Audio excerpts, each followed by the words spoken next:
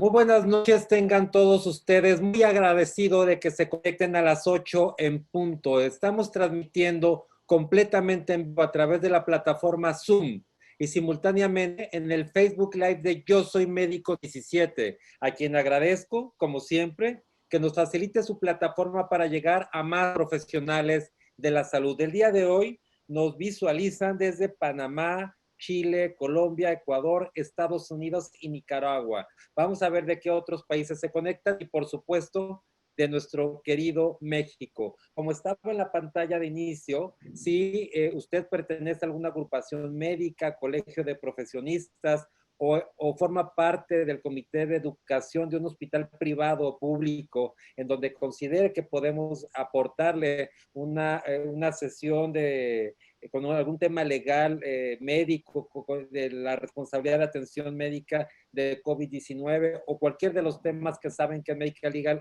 Center atendemos, con mucho gusto, favor de contactar al correo atención.mlc@gmail.com, atención.mlc@gmail.com, y con mucho gusto tendrán la aportación de realizar toda esta sesión que requieren en el ámbito legal sin ningún costo, una aportación en estos momentos a los profesionales de recuerdan, tuvimos de Colombia al doctor Alejandro Castaño. Él nos habló de un tema muy interesante que tenía que ver con las decisiones jurídicas, nos habló de la parte bioética, y esa plática y todas las anteriores pues, están completamente disponibles para usted en el Facebook de Yo Soy Médico 17, en el Facebook de Medical Legal Center y hoy también en el YouTube de Medical Legal Center. Entran a YouTube, le ponen Media Legal Center y encontrarán un catálogo de todas las pláticas que hemos tenido hasta el día de hoy. Les recuerdo que todos los profesores que nos acompañan en este webinario lo hacen de manera completamente altruista, con la única finalidad de aportar y dar su granito de arena a la comunidad médica para que este país y los países de habla hispana puedan salir adelante con información fidedigna y de primera mano. Hoy es viernes y como todos los lunes, miércoles y viernes, Susana Hernández, quien ustedes conocen, fue nuestra profesora y coach de cómo enfrentar el estrés los profesionales de la salud en esta pandemia. Ha subido una cápsula en el Facebook de Medical Legal Center, está disponible para ustedes y por supuesto estamos trabajando, como les comentaba, en un programa de asistencia de coacheo a todos los profesionales de la salud que tienen la presión de la pandemia, el riesgo, etcétera. Bueno, con mucho gusto estamos con ustedes. Esta semana, el día de hoy, vamos a terminar la semana número 12 de transmisiones ininterrumpidas. Les voy a adelantar un poco de lo que veremos la próxima semana. Tenemos el lunes a Marta Barrientos, ella es directiva de Manpower, la empresa de recursos humanos más importante del mundo. Ella es la responsable de people de personas y cultura para Latinoamérica, y nos hablará de un gran tema que es escasez de talento y cuáles son las habilidades que se van a requerir después de la pandemia y que aplica, por supuesto, a los profesionales de la salud, médicos, enfermeras y todos los equipos que están relacionados con el tema de salud. El martes, muchos médicos me comentaban cuando teníamos a nuestro experto de PricewaterhouseCoopers, que cómo invertir, qué hacer. Bueno, muchos de ellos me comentaban, muchos médicos me comentaban del tema inmobiliario. Bueno, pues el martes tenemos a Alberto Cohen. Alberto Cohen Romano es un arquitecto, buen amigo, experto en desarrollos, y nos hablará si es un buen momento de invertir para los profesionales de la salud y en qué. El miércoles tenemos extraordinario, alguien que como todos nuestros profesores les va a encantar, increíble. Él es Jesús Martínez Sotomayor, nos hablará de liderazgo ante el cambio. Él es profesor invitado del IPADE, consejero del TEC de Monterrey, fue CEO de AT&T, fue directivo de Teléfonos de México. Bueno, es un ser extraordinario. Les recomiendo todas las pláticas, están increíbles. El jueves tenemos al licenciado Alejandro Pacheco, él es experto en Derecho de Salud. Yo tuve oportunidad de conocerlo en un congreso iberoamericano de Derecho Médico en Murcia, España, y él actualmente funge como comisionado de arbitraje médico en una entidad federativa.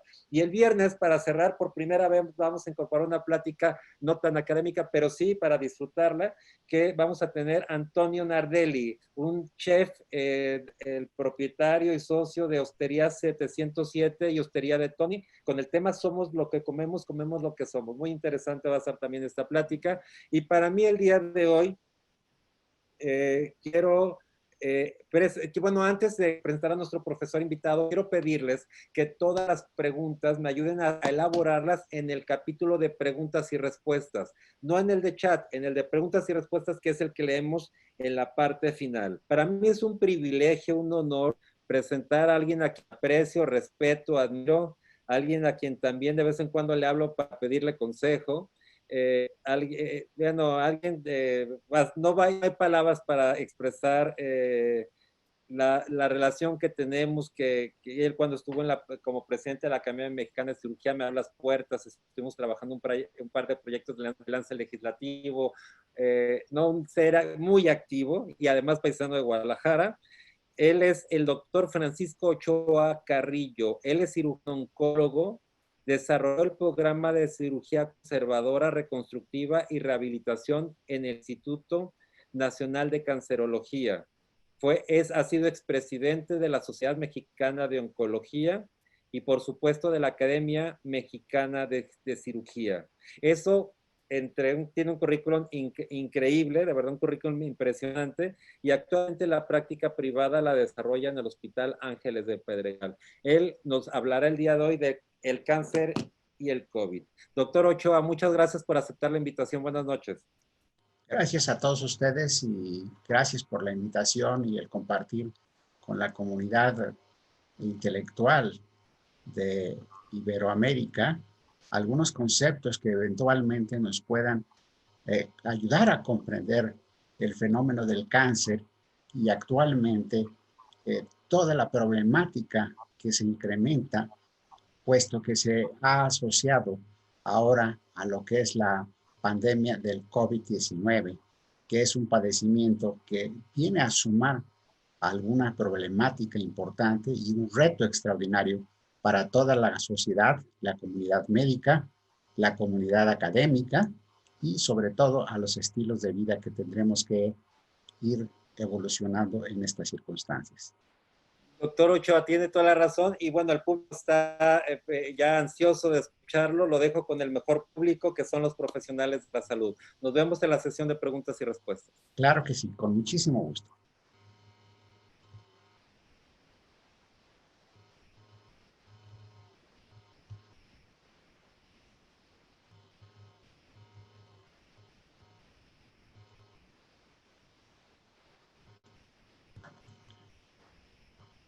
Es un hecho fundamental el empezar participándoles a ustedes, que para mí es un honor y un privilegio que esta gran institución médica Legal Center me haya invitado a compartir con ustedes algunos de los conceptos importantes que considero en este momento son de trascendencia para el manejo de los pacientes con cáncer. Por azares del destino, mi presentación no está corriendo como yo quisiera.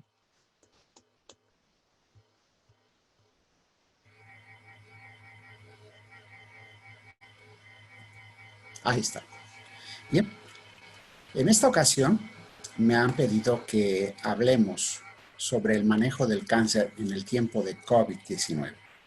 Es un hecho innegable que hoy por hoy tenemos una gran responsabilidad y sobre todo el asumir extraordinarios retos. Solamente quiero decir que no tengo ningún conflicto de interés, no tengo ningún estipendio económico por esta presentación, no promociono ningún producto y todo lo que yo exprese en esta presentación es a título personal basado en la experiencia y por supuesto en la revisión bibliográfica más actual basada en la evidencia. Como marco conceptual, yo quisiera partir de que el cáncer es un problema de salud pública a nivel mundial. De tal suerte que según Globocan, que es una institución que lleva el registro del cáncer en todos los países del mundo, manifiesta que tenemos aproximadamente 14 millones de nuevos casos cada año. Mas, sin embargo, de estos, hasta 8.2 millones llegan a fallecer por este padecimiento, representando alrededor de un 13% de las muertes en el mundo por estas características. Si nosotros tratamos de ver cuáles son los tumores mucho más frecuentes por su incidencia y por su mortalidad, vemos que se encuentran 10, y de estos 10, nuestro país, México, no está exento de padecer estos padecimientos, como es cáncer broncogénico, mama, colon y recto, próstata, estómago, hígado, cérvico-uterino, etc. Lo interesante de esto es de que cuando el cáncer se presenta, además de que para las personas es sinónimo de muerte, amputación, gastos estratosféricos, es también importante el pensar en que hay tratamientos quirúrgicos, quimioterápicos o radioterápicos radicales que pueden afectar la calidad de vida de las personas. De tal suerte que cuando las personas viven con cáncer, se ha visto que alrededor de 169 millones de años se pierden de vida activa debido al padecimiento global en 36 personas que actualmente viven con cáncer. Pero dentro del contexto universal de estos 14 nuevos millones de casos, América no está exenta de tener una frecuencia muy importante que es alrededor del 20%, con una mortalidad de alrededor 15% de los casos. Desafortunadamente, el 57% de los cánceres se registran en los países menos desarrollados y esto implica un extraordinario reto para tener el acceso a los servicios de salud, conocer y manejar estrategias terapéuticas de vanguardia que puedan cambiar el curso natural del padecimiento. Pero es fundamental que tengamos en cuenta qué es lo que nos espera con el cáncer.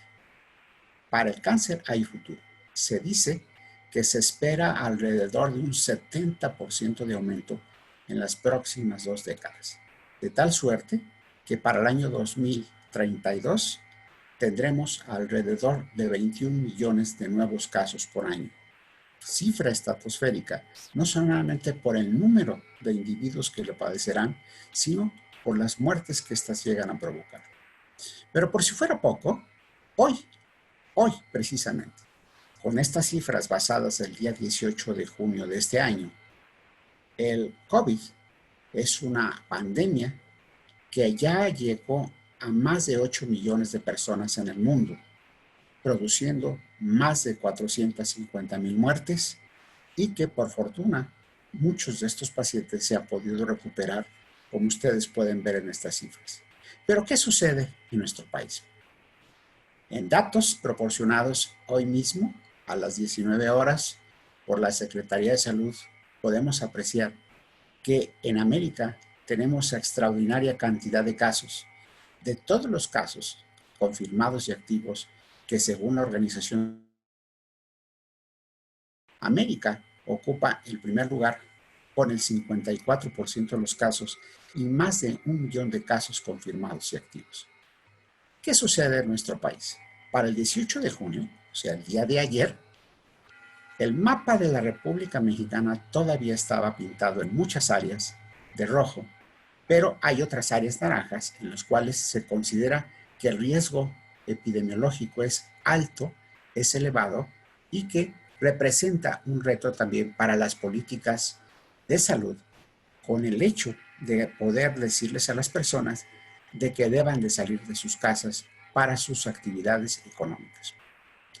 Pero, ¿qué sucede? Si nosotros analizamos las entidades federativas de los 32 estados de nuestra República Mexicana, vemos que con mucho los casos sospechosos y confirmados se concentran en la Ciudad de México, que es la capital de este país, siguiéndole el Estado de México y otros estados, como ustedes pueden apreciar, de los cuales hay 170,000 nuevos casos confirmados y 62,245 confirmados. Para hoy podemos decir que tenemos 20,000 ya 394 defunciones y que tenemos confirmados 170.485 de los casos acumulados. Luego, entonces, no es nada despreciable el índice de mortalidad que estamos teniendo en esta República Mexicana por este padecimiento. Pero este padecimiento puede estar asociado también a otras cosas. Y vean ustedes que independientemente de las estrategias de la sana distancia, quédate en tu casa, la promoción del empleo de los cubrebocas, del aseo de las manos, fundamentalmente con agua y jabón y los geles alcoholizados, no hemos podido aplanar la curva de casos que se llegan a presentar día a día y que hoy por hoy llegan a sumar 170.485. Luego entonces, algo tenemos que hacer para poder modificar esto debido a que el crecimiento casi es exponencial, de tal suerte que esto llega a impactar con mucho en la mortalidad en el país. Hoy, a las 19 horas, todavía considerándose la fase 3 de la pandemia, vemos que hubo 1.891 defunciones y que el total de estas alcanza ya por arriba de los 20,000 casos, de tal suerte que muchas familias quedarán sin el sustento, sin la familia, sin el apoyo, y muchas de ellas están afectadas con 2 o 3 familiares. Pero, ¿qué está pasando con esta enfermedad causada por el virus COVID-19 que originalmente se dio en China? La verdad es de que hemos podido ir conociendo poco a poco cómo es el comportamiento biológico de esta viremia. Fundamentalmente a través de 2 mecanismos. Uno, el contacto directo con el paciente, que en muchas ocasiones puede ser un paciente asintomático que tenga el virus y que lo pueda transmitir a través de la piel, la ropa, pero sobre todo también por las gotas de saliva y los objetos que toca, sobre todo en muchas de las superficies. La otra forma es el contacto indirecto, que puede ser tocando las superficies y objetos cuando éstas han estado expuestas a un paciente portador, ya sea con sintomatología o sin sintomatología, pero que al tocarse la cara puede uno llevar a las mucosas este virus. Y por otra, el contacto con las gotas de saliva que se producen por el infectado y que son expulsadas durante accesos violentos de tos y estornudos. Pero no solamente con la tos y con el estornudo se lleva a diseminar esta viremia. Hay modelos de exhalación de partículas de saliva en aerosol mientras se habla. Fundamentalmente, cuando nosotros hablamos con voz fuerte, cuando uno se carcajea, cuando uno grita, cuando uno canta, el aire se satura de las exhalaciones de muchas de estas gotas que pueden estar contaminadas, haciéndose una nube. Y esta puede llegar a ser de aproximadamente 95 centímetros alrededor del individuo. Esto es lo que tiene la lógica hoy de por qué es fundamental que nosotros observemos una sana distancia por arriba del 1,5 metros o 2 metros para tratar de evitar esta nube. Y por si fuera poco, el empleo de los cubrebocas que pueden retener estas partículas infectadas con el virus y que son las transmisibles. De tal manera que cuando hay una tos importante, las microgotas de vocalizaciones violentas también pueden permanecer varios tiempos en el ambiente y a distancias dependiendo de cómo las expulse uno en forma violenta al toser o al estornudar. Hay estudios perfectamente bien documentados que nos hablan sobre las características de la distancia, de la cantidad y del volumen dependiendo de la viremia que tenga el paciente y que sea portador. De tal manera que a partir de este marzo del 2020, la Organización Mundial de la Salud, tomando en cuenta esto básico conocimiento de cómo se puede transmitir el virus, continúa recomendando tomar precauciones para evitar el contacto y la exposición a las microgotas en el aire que circulan en los ambientes, especialmente en la socialización. De ahí la importancia de aislarse socialmente, o bien en aquellas partículas que se pueden generar a través del empleo de cauterios, vaporizadores o intubaciones mismas de los pacientes por procedimientos médicos, de tal manera que al generar estos aerosoles puede ser el proceso de la contaminación para los trabajadores de la salud que están cerca a estos pacientes. Ahora bien, ya conociendo cómo se propaga el COVID-19, parece ser que mucha de nuestra sociedad todavía no ha comprendido la trascendencia de que ellos son los mejores guardianes de su salud, para ellos, su persona y sus familias y amigos. De tal manera que hoy por hoy la Organización Mundial de la Salud tiene recomendaciones muy puntuales, como para poder adoptar un estilo de vida saludable. Para esto, recomienda abrir las ventanas de la casa para renovar el aire por lo menos 2 veces al día. Recordar que también puede estar infectado uno y sin síntomas, y así poder infectar a los demás. De tal manera que es un acto de responsabilidad social en que nosotros nos aislemos permanentemente de la sociedad lo más posible.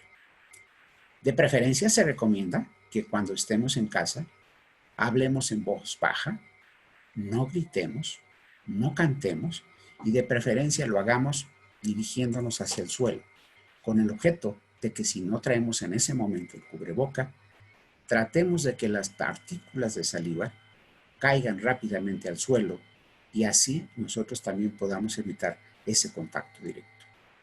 Por otra parte, se recomienda que ya que nosotros estamos hoy por hoy 100% dependientes de los teléfonos móviles, limpiar o con jabón y papel o con una toalla sanitaria, o bien se puede envolver en una bolsa de plástica que pueda eventualmente estarse cambiando.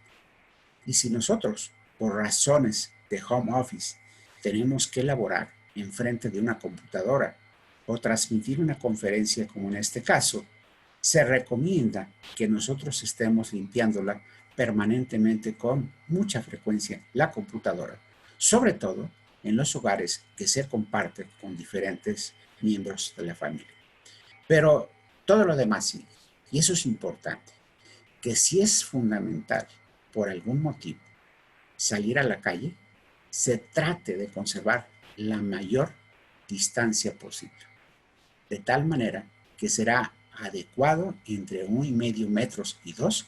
Esta es la distancia que debamos de conservar en los supermercados, en los bancos, en alguna oficina que tengamos que acudir a ella o simple y sencillamente cuando tengamos que salir para algún servicio. Si sabemos que alguien en los edificios, que hoy es muy común que la gente viva en grandes edificios con múltiples departamentos, de preferencia no emplear el ascensor, ya que puede ser un fomite que puede estar preservando muchas de estas partículas en el aire porque no sabemos quiénes subieron y cómo subieron, si están enfermos o no. De tal suerte que otras de las recomendaciones fundamentales es evitar por todos los medios posibles acudir a sitios concurridos, cerrados, visitar a los amigos y especialmente los mercados, las tiendas y los autoservicios. Esto es fundamental con el objeto de que nosotros podamos cortar con la cadena de transmisión de esta viremia. Por supuesto, hasta la saciedad hay que estar repitiendo la trascendencia de lavarse las manos con agua y jabón en forma adecuada por un mínimo de 30 a 40 segundos en intensidad tanto en el dorso y la palma de la mano, entre los dedos, las muñecas y las puntas de los dedos, con el objeto de que nosotros podamos barrer mecánicamente al virus. Por otra parte, la recomendación de un gel con alcohol al 60 o 70% en manos debe ser muy frecuente y fundamental. Utilizar siempre el cubreboca, la mascarilla facial y los lentes de ser posible, independientemente de la calidad o de la moda. Por supuesto que hay cubrebocas como el N95, que estos deben de reservarse fundamentalmente a los individuos que están en el sector salud para poderlos proteger de la forma más adecuada posible. Permítanme hacer algunas consideraciones de lo que está pasando en el sector salud, al menos en nuestro país, y no dudo que en muchos otros países del mundo, respecto a la epidemia del COVID-19 y en aquellos pacientes que tienen un cáncer. Por esta circunstancia, el funcionamiento tradicional o habitual del sector salud ha cambiado de forma drástica de diferentes formas. Esto ha obligado que el sector salud tenga una profunda reorganización con el objeto de poder atender a los enfermos de la epidemia. Y las medidas adoptadas han sido fundamentalmente para frenar la aparición de nuevos casos. Mas, sin embargo, como estamos apreciando nosotros en este pico ascendente y sostenido de la epidemia en nuestro país, parece ser que no estamos controlando en forma adecuada a esta misma pandemia. De tal manera que al tratar de volcar la atención, los recursos, los insumos, el personal médico y los medicamentos, esto puede llegar o está llegando o está afectando la práctica habitual de la oncología y potencialmente esto puede llevar a que haya una atención a mediano y largo plazo para los pacientes con cáncer que puedan empeorar su pronóstico por no recibir la atención adecuada a su problema. ¿Cuáles son los retos que están enfrentando los servicios de salud a nivel institucional? Por supuesto, la disminución de insumos de diferentes cosas, menor cantidad del personal hospitalario laborando, muchos ya por enfermedad, casi hay 500 muertes en el sector salud de enfermeras, técnicos, camilleros, gente de servicios de limpieza, así como de médicos que han caído por el padecimiento. Otros, por ser o tener factores de riesgo, están en cuarentena. Y muchos de nuestros colegas y enfermeras, camilleros, están al cuidado de pacientes graves que requieren mucha extraordinaria atención y mucho consumo de tiempo. Esto ha condicionado a que haya una menor cantidad de camas hospitalarias, que se pudieran llegar a saturar los servicios de terapia intensiva y ocupar muchos de los ventiladores, ya que como todos ustedes saben, el COVID, uno de los órganos blancos que más afecta, puede ser en los pulmones. Esto hay importancia vasta, de tal manera que también coadyuva al minimizar la distancia social en los pacientes, el personal administrativo de enfermería, los servicios de apoyo y los médicos. Y esto, por lo tanto, es un reto para la nueva atención médica, la nueva forma de atender a este tipo de pacientes. Por supuesto que cuando hay una epidemia como el COVID-19, la importancia es tener muy claros los objetivos para priorizar la atención de los pacientes con cáncer. Dentro de lo posible, se deben de preservar los recursos para el personal, los recursos hospitalarios, los insumos, los medicamentos, las camas, sobre todo para el paciente con cáncer. Pero, ante la gravedad de la pandemia, los pacientes infectados con COVID también requieren de muchos de estos insumos, de tal suerte que muchos de estos recursos se están derivando hacia ellos.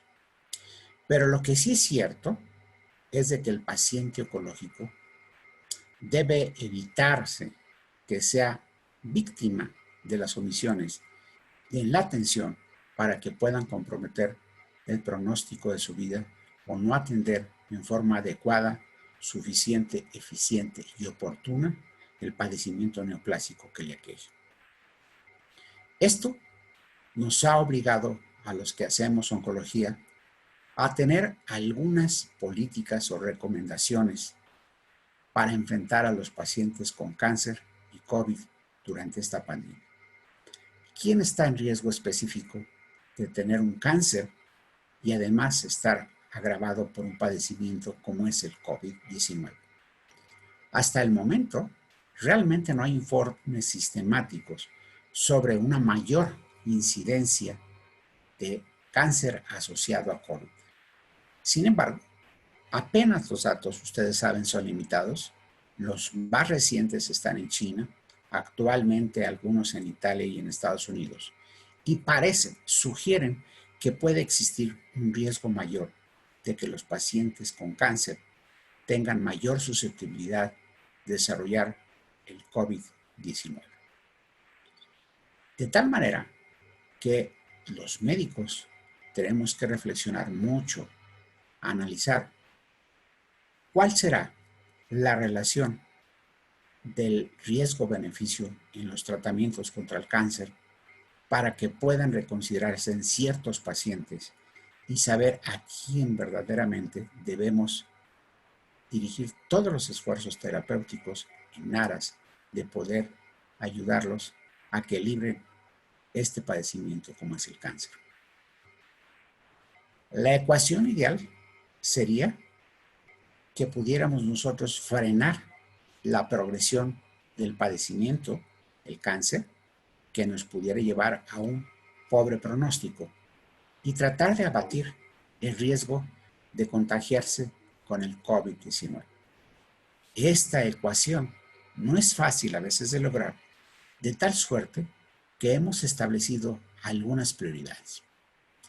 ¿Qué es lo que actualmente se recomienda en los pacientes con cáncer y que puedan eventualmente ser víctimas de COVID o para tratar de que estos no corran este padecimiento? Los posibles escenarios de prioridad es las consultas. Tendremos que bajar el número de visitas a los consultorios, el tratar de racionalizar los estudios de diagnóstico y de imagen, dentro de lo posible, valorar perfectamente bien quiénes son los que pueden ser verdaderamente beneficiados con las terapéuticas oncológicas, como son la cirugía, la radioterapia, la quimioterapia, la hormonoterapia, la terapia blanco-molecular y la inmunoterapia. Tendremos que estar muy claros sobre si el padecimiento tiene una etapa clínica temprana, si va a ser beneficiado este paciente con un tratamiento adyuvante, o si tiene una enfermedad metastásica, ¿qué tanto verdaderamente podremos contribuir a su calidad de vida con algún tratamiento oncológico? Y finalmente, ofertar calidad de vida a este paciente ofreciéndole cuidados paliativos.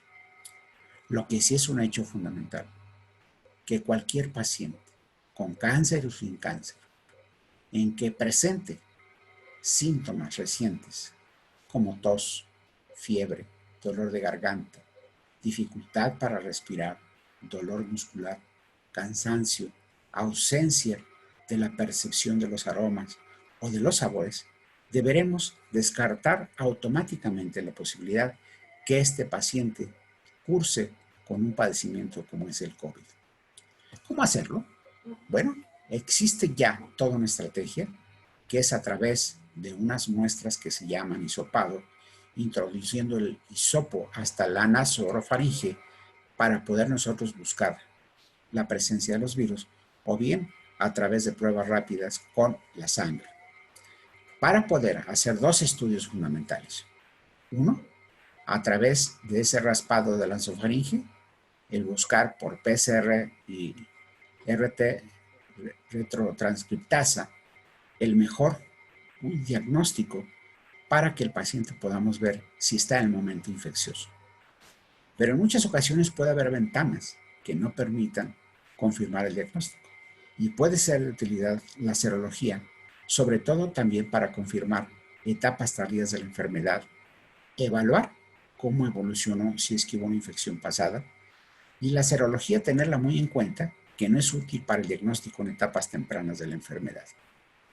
De tal manera, quienes que les hacemos una prueba con PCR, esto nos permitirá poder definir quién está infectado en ese momento por el COVID, mientras que los exámenes que se hacen con la detección de anticuerpos nos señalarán quién estuvo infectado y quién potencialmente puede estar inmunizado, porque todavía no tenemos conciencia real de que haya una verdadera inmunización una vez padecido este padecimiento, al menos durante un tiempo en contra del coronavirus.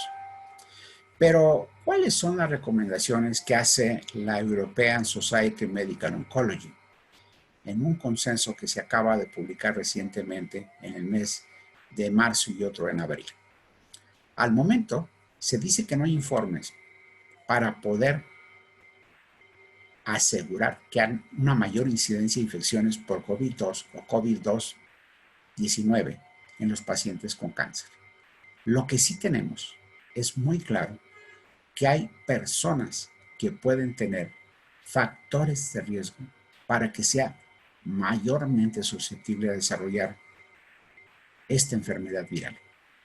Son las personas mayores de edad, por arriba de los 60 años de edad, con afección en la salud subyacente, entiéndase copadecimientos como diabetes, obesidad, hipertensión, enfermedades respiratorias crónicas, como es el EPOC, la enfermedad pulmonar obstructiva crónica, las enfermedades cardiovasculares o renales, ya decíamos la diabetes, la obesidad, la hipertensión, estar cursando con un cáncer activo y en general con otras enfermedades graves como pueden ser la artritis reumatoidea o el lupus. De tal manera que si nosotros recordamos a quién le da cáncer, habitualmente puede ser en cualquier edad, pero predomina fundamentalmente en las personas de avanzada edad, que muchas de ellas llegan a presentar una o varias comorbilidades y por lo tanto se incrementa el riesgo de complicación, entre ellas el COVID-19. Además, los tratamientos para el cáncer y el cáncer per se están relacionados con mayor frecuencia a un estado de inmunosupresión, de tal suerte que estos pacientes inmunodeprimidos son mucho más susceptibles de padecer infecciones severas por cualquier razón, pero específicamente por el COVID-2 y el 19. Por estas razones, los pacientes con cáncer deben de ser considerados como uno de los pacientes o el grupo de alto riesgo en la pandemia actual. Con el objeto de clarificar ciertas conductas que debiésemos de tomar en cuenta para tomar decisiones clínicas, vamos a dividir en dos grandes grupos a los pacientes. Aquellos que ya no tienen una terapia, que han completado un tratamiento, que son supervivientes de cáncer o que tienen una enfermedad ya controlada, pero que no están actualmente con alguna terapia. Y el segundo grupo importante son aquellos pacientes que tienen el diagnóstico activo de cáncer y que están sujetos a un tratamiento, ya sea curativo, neoadyuvante o adyuvante, o están con un padecimiento metastásico que requiere un tratamiento sistémico las más de las veces. ¿Cuáles son las opciones terapéuticas que todos ustedes saben se pueden manejar para un paciente con cáncer? Bueno, pues está la tradicional y la ortodoxa y la que puede ofrecer un beneficio de curación en muchos casos, sobre todo cuando se diagnostica en etapas tempranas, es la cirugía, también la quimioterapia que ha venido revolucionando lo que es el pronóstico de muchos padecimientos, la radioterapia, que ha sido mucho más racional y que ofrece controles locales mucho mejores, las terapias biológicas innovadoras, las terapias endócrinas para algún determinado tipo de tumores y lo que es hoy por hoy las terapias innovadoras como la inmunoterapia, que con el mismo sistema inmune nosotros pretendemos luchar contra las células tumorales. Pero estos pacientes que reciben un tratamiento o han recibido un tratamiento reciente tienen categorías de riesgos. Se dicen que aquellos que han recibido quimioterapia o que la han recibido en los últimos 3 meses pueden ser susceptibles de un mayor riesgo de desarrollar un padecimiento viral como es el COVID-19. Los pacientes que reciben radioterapia externa, aquellos que son candidatos a trasplante de células madre o de médula ósea en los últimos 6 meses y que todavía en algún momento dado están tomando medicamentos inmunosupresores con el objeto de evitar el rechazo o cuando se se trasplanta un órgano, como pudiera ser un hígado o un riñón. Las personas con algún tipo de neoplasia hematológica o del sistema linfático, entiéndase leucemias o linfomas, que llegan a desarrollar este tipo de pacientes. ¿Y por qué? Porque uno de los perfiles muy claros y definidos del paciente con cáncer es que tiene un sistema inmunodeficitario que se expresa a través de una leucocitopenia, o sea, una baja de glóbulos blancos, que hay bajos niveles de inmunoglobulinas y que son pacientes que pudieran tener inmunosupresión de larga duración, no solamente por el padecimiento, sino por los tratamientos oncológicos que muchas veces apoyan a estos pacientes. Pero ¿cuál es la experiencia reciente de cómo le va a estos pacientes que llegan a desarrollar COVID-19 y que llegan a tener cáncer asociado?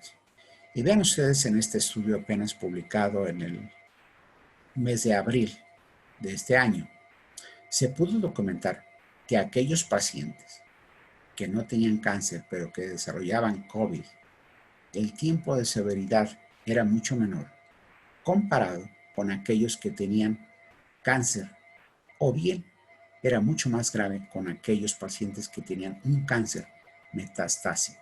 Luego entonces, parece ser que también es importante la etapa clínica del tumor en el momento del diagnóstico y la posible infección por el COVID-19 como un factor pronóstico. Por otra parte, fíjense ustedes, cuando los pacientes llegan a recibir terapias oncológicas, como ustedes pueden apreciar en este esquema, fundamentalmente a base de inmunoterapia, existe una mayor severidad en cuanto a la respuesta del cuadro del COVID, con mucha mayor mortalidad. Fíjense, la misma cirugía que también se considera aparentemente, no aparente, sino que es realmente inmunosupresora, ocupa un segundo lugar y en tercer lugar la quimioterapia. Luego entonces, parece ser que tendremos que ser mucho más cuidadosos en saber en quién vamos a indicar una cirugía y una inmunoterapia en los pacientes que llegan a desarrollar cáncer. De tal suerte que ante esta pandemia, estas organizaciones han tratado de estratificar los niveles de prioridades que pudieran tener estos pacientes con cáncer. Y estos los marcaron en tres. El nivel 1 es aquel en que se requiere una intervención rápida para el diagnóstico y tratamiento, debido a que si no se aplican, el paciente tiene un pobre pronóstico y una mala calidad de vida. El nivel 2, que se considera de prioridad media, es aquella situación en que el paciente no está en circunstancia crítica, pero un retraso de más de 6 semanas podría afectar el resultado general y la magnitud del beneficio como para poder seguir adelante. Y esto entiéndase en los tratamientos adyuvantes o los tratamientos neoadyuvantes que se deben administrar y luego consolidar con radioterapia y o cirugía. Y el nivel 3 es aquel que se considera en prioridad baja. La condición del paciente está suficientemente estable para que los servicios se puedan retrasar durante la pandemia y o la intervención no sea prioritaria en función de la magnitud del beneficio, especialmente en los cánceres in situ. Sin embargo, la pregunta es, ¿un paciente que se le diagnostica un cáncer in situ está permanentemente angustiado hasta que no se le resuelva la situación en forma completa y definitiva?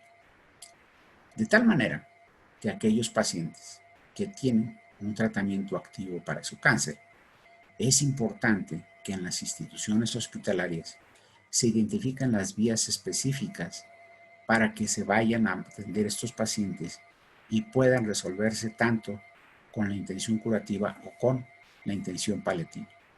De preferencia, las visitas ambulatorias deben de reducirse al mínimo posible y, por si fuera poco, tratar de buscar opciones que no sean parenterales o venosas, sino que reciban tratamientos solares si estos existen, o bien suministrar medicamentos al menos durante 3 ciclos con el objeto que se pueda atender al paciente en su domicilio y evitar el contacto con las instituciones. Por supuesto que los pacientes que reciben terapias sistémicas deben de ser monitoreados con biometrías hemáticas, pruebas de función hepática, pruebas de función renal. Y para esto sería deseable que los laboratorios locales cerca de las casas pudieran acudir a tomar esas muestras y poder reportárselas a sus médicos oncólogos. De aquí también surge una nueva posibilidad en nuestro país, la implementación de los servicios de telemedicina. Es un concepto en el cual nuestro país debe de seguir trabajando intensivamente con el objeto de tratar de evitar que muchos de estos pacientes en seguimiento se trasladen y puedan ser susceptibles de mayor riesgo de desarrollar un padecimiento asociado como es el COVID que pudiera ser mortal. Se recomienda fundamentalmente retrasar las visitas de seguimiento en cáncer de pulmón, aquellos que tuvieron cirugía pulmonar previa, por supuesto, en pacientes mayores de edad y en aquellos que tengan estas comorbilidades, como ustedes pueden apreciar aquí. Es importante que también tengamos áreas y puntos de control en una institución oncológica para tratar de documentar cualquier sospecha de que llegue un paciente con un COVID y tratar de documentar que sea un enfermo verdadero o se pueda descartar.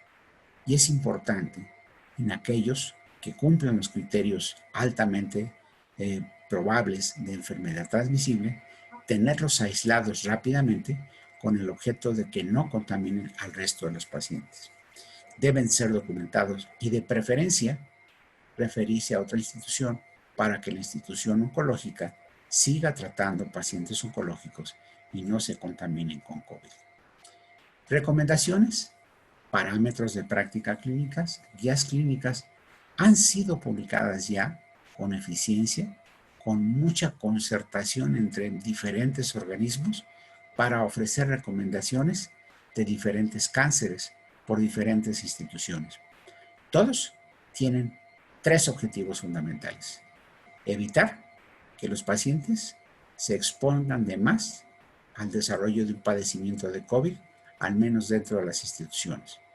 2, priorizar cuáles son los padecimientos que verdaderamente deben de tratarse con urgencia cuando son oncológicos.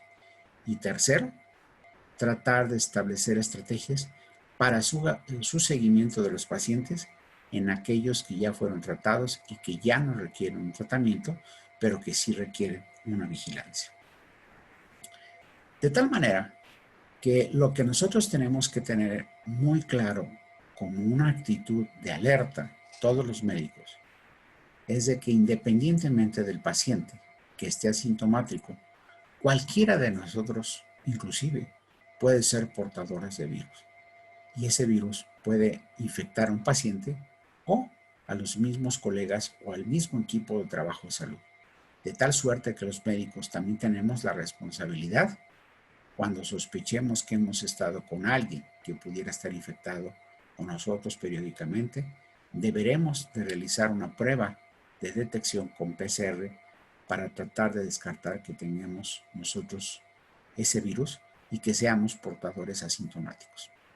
De tal manera que esto no solamente debe de ser para el clínico, sino para el cirujano fundamentalmente, ya que la cirugía per se es un factor de riesgo, así como el anestesiólogo. De tal manera que, si bien es cierto, se desconoce cuál es el riesgo de contagio del SARS-CoV-2 y del 19 en un acto quirúrgico, es importante que nosotros sepamos que el personal de salud no está infectado con COVID. Y segundo, que guardemos todas las medidas de aislamiento y barrera que sean posibles con el objeto de garantizar que no nos vayamos a contaminar independientemente de que el paciente tenga o no un coronavirus. Sabíamos que es importante que sepamos a quiénes son los pacientes que deberemos de operar en algún momento dado. En la oncología esto puede ser muy usual, de tal manera que una intervención quirúrgica puede presentarse como urgente por alguna complicación oncológica o de los mismos tratamientos, o puede ser electiva porque requiere de un tratamiento como parte de la estrategia después de una neoadyuvancia.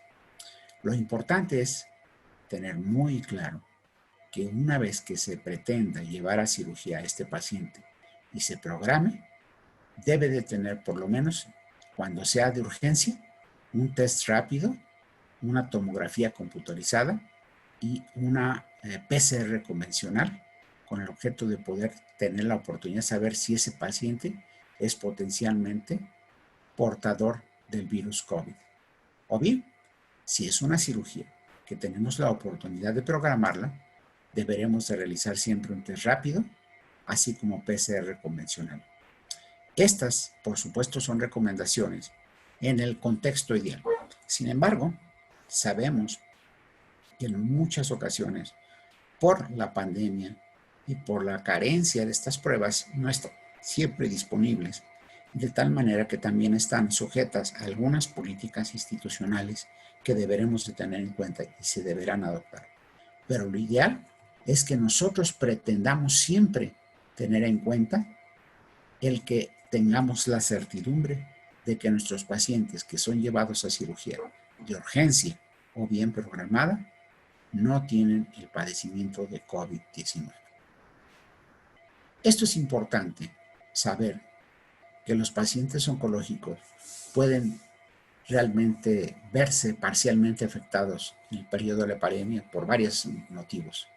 Hay una mayor susceptibilidad a la infección por su patología, por los tratamientos oncológicos que son inmunosupresores, o bien por la saturación de las instituciones en la atención. Puede haber alteración de los esquemas de tratamiento y quimioterapia, y a veces, por saturación de los servicios también, puede existir una dilatación en las intervenciones quirúrgicas programadas que puedan afectar el curso y el pronóstico del padecimiento oncológico, cosa que no debiera de suceder y que por lo tanto un paciente que potencialmente está dentro de un programa de tratamiento oncológico, deberemos de programarlo con antelación con todas las medidas del caso.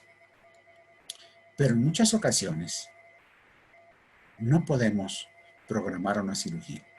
Tenemos que programar una cirugía de urgencia por alguna complicación, como pudiera ser una hemorragia del tubo digestivo o de un tumor, de un sarcoma, o bien el paciente puede perforarse por un cáncer gástrico o linfoma, o pueden existir estenosis tumorales que nos obliguen a hacer una traqueostomía de urgencia, o bien una derivación del tracto gastrointestinal, o una descompresión por algún tumor que esté produciendo una oclusión.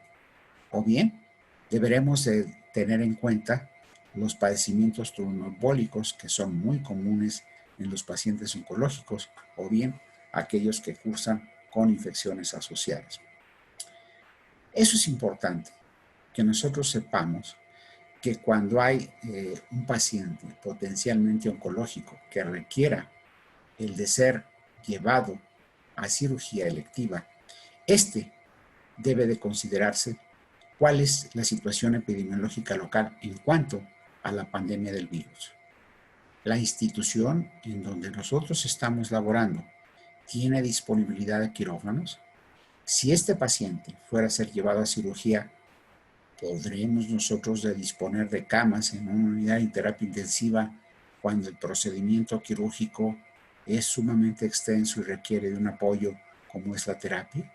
El conocer el estado actual de la enfermedad a través de la etapa clínica, el riesgo de progresión o complicaciones que debe de ser siempre individualizado, valorar el riesgo quirúrgico del mismo si nosotros llevamos a ese paciente a cirugía, y cuáles son las potenciales complicaciones de una intervención quirúrgica que deberemos de tener en cuenta para poderlas manejar si éstas se presentaron.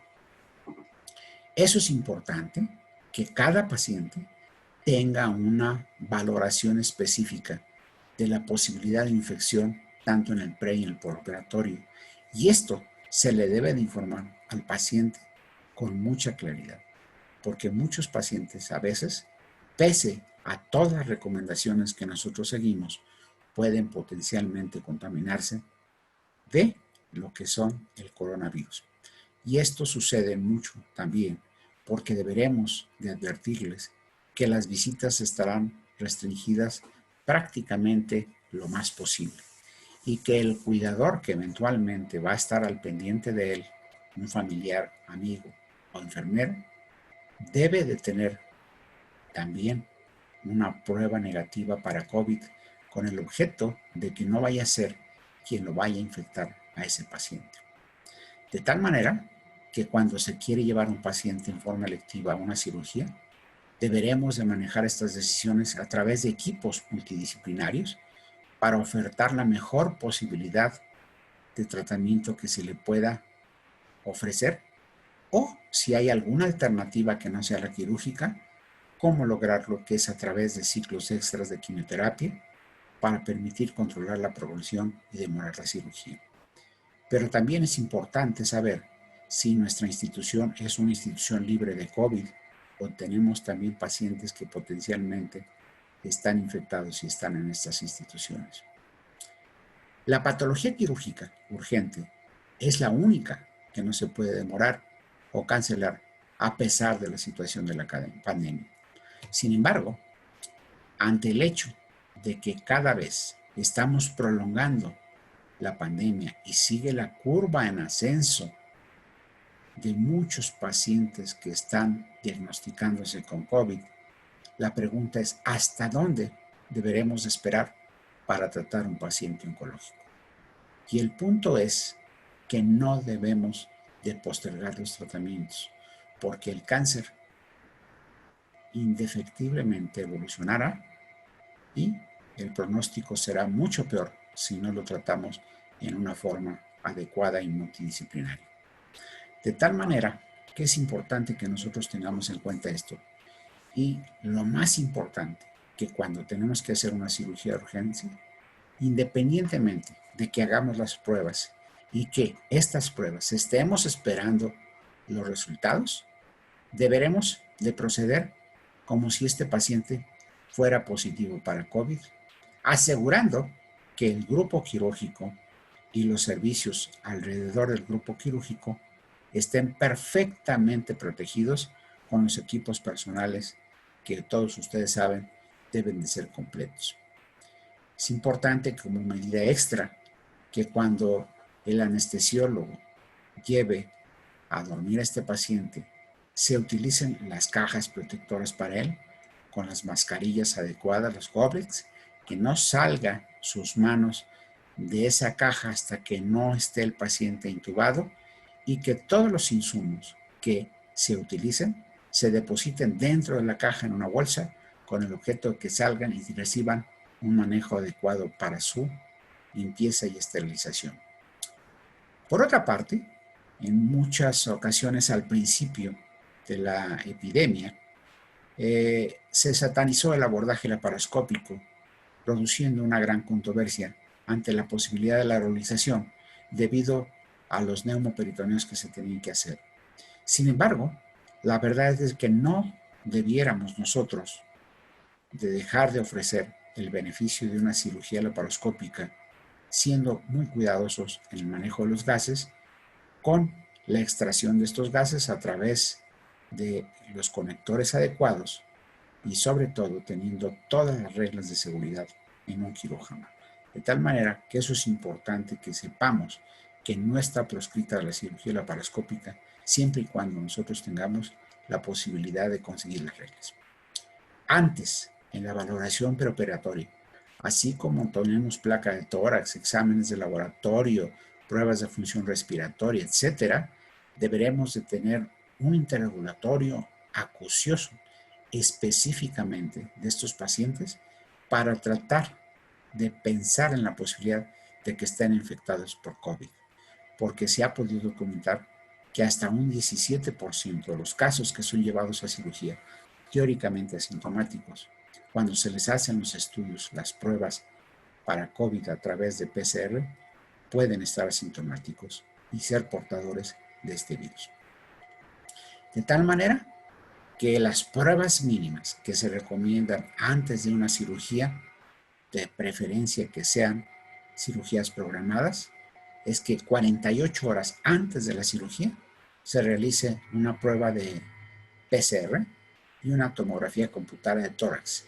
Esto ha permitido poder saber que no hay un padecimiento viral ni tampoco alteración pulmonar que nos permita en un momento dado poner en riesgo al paciente y poner en riesgo a los del grupo quirúrgico, y que las pruebas rápidas pueden ser útiles para la detección de las inmunoglobulinas. Lo que sí es importante saber es de que estas pruebas no nos hablan de una infección actual, sino que pudiera ser una respuesta contra un patógeno. Pero la pregunta es si la pandemia durará por meses, si es que no es por años. ¿Cuáles son los riesgos de tener cáncer? El riesgo de tener COVID, la angustia, la incertidumbre es por dos padecimientos, la falta a veces a la accesibilidad de los servicios de salud pública o privados, de tal manera que este desequilibrio deberemos de tenerlo en cuenta, muy presente para los pacientes, y tratar de atender a estos pacientes que potencialmente tengan cáncer, independientemente del riesgo de desarrollar un COVID. De tal suerte que, si bien es cierto, las adecuaciones que ha hecho para el sector salud con el objeto de controlar este virus es porque un alto porcentaje de personal de salud ha salido infectado. Realmente es importante hacer un aplazamiento a las citas que no son verdaderamente urgentes, pero también es importante saber la posibilidad que, a pesar de todos los esfuerzos, se pueden producir demoras no intencionadas en el diagnóstico del cáncer y, por lo tanto, tener un peor pronóstico. De tal manera que deberemos de tener estrategias para el cambio de funcionamiento en el sector salud y la decisión de los propios pacientes. ¿Y por qué razón digo esto? Porque también los pacientes tienen sus temores.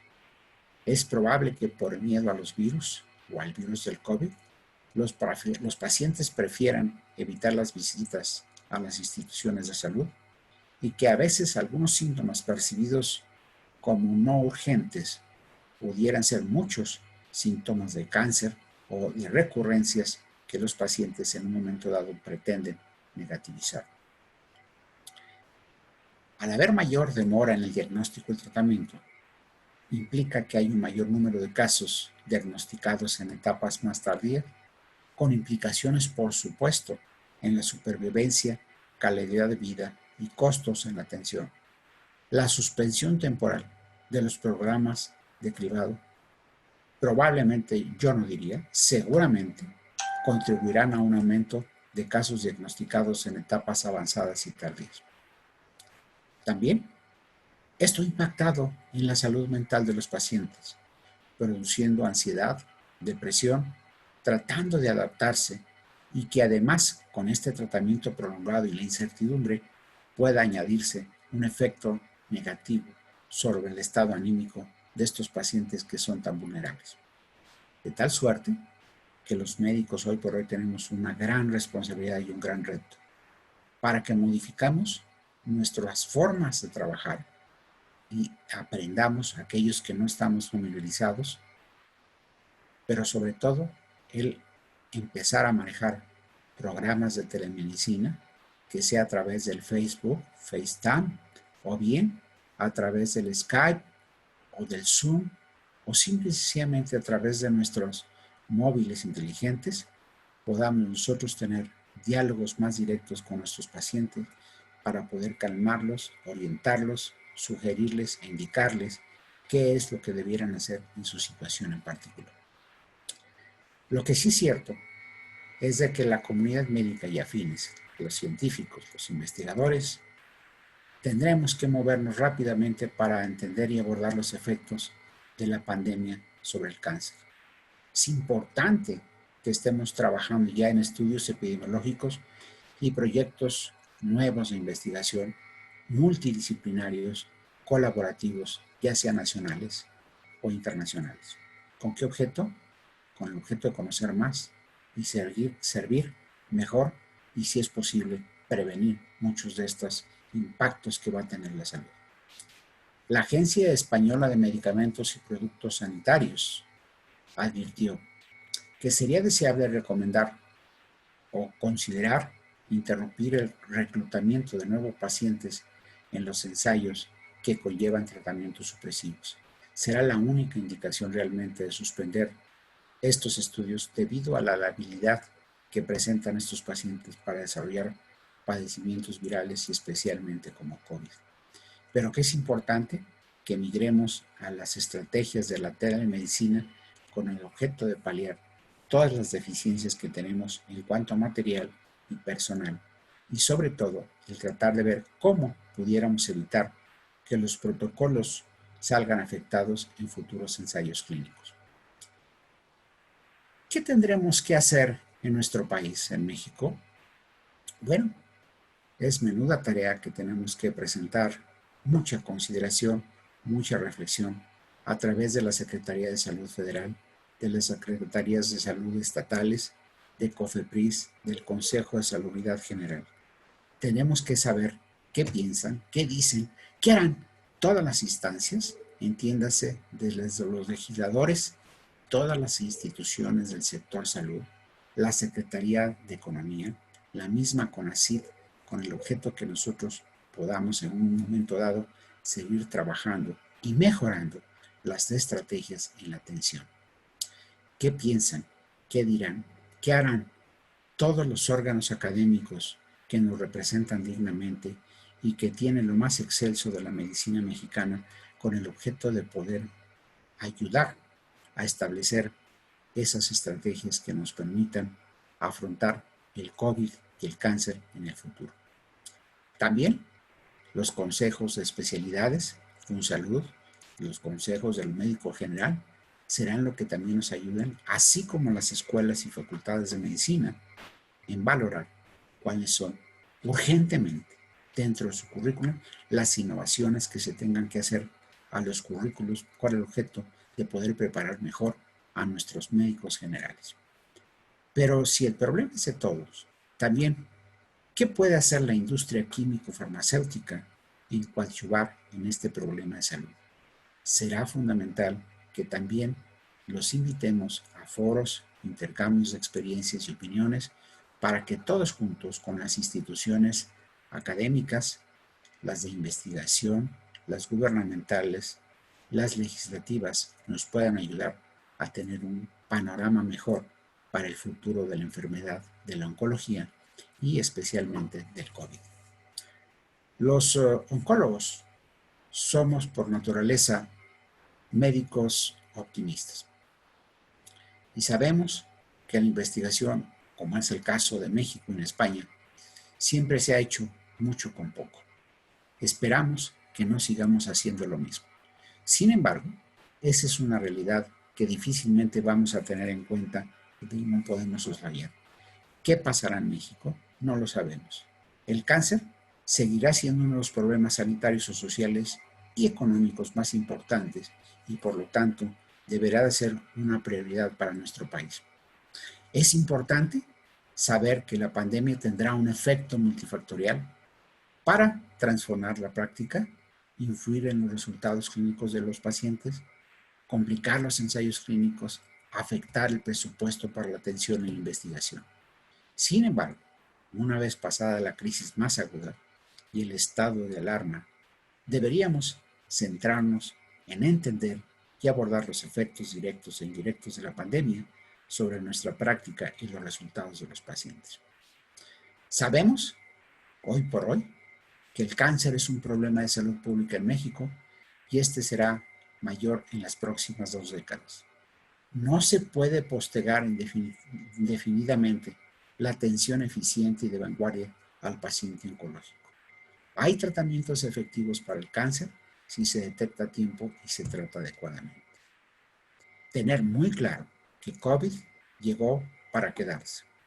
Al momento, no tenemos un tratamiento curativo efectivo para el COVID. No hay vacuna. La pandemia aún está en un punto álgido y que la única estrategia real con la que podemos contar es la prevención, la mejor arma por el momento.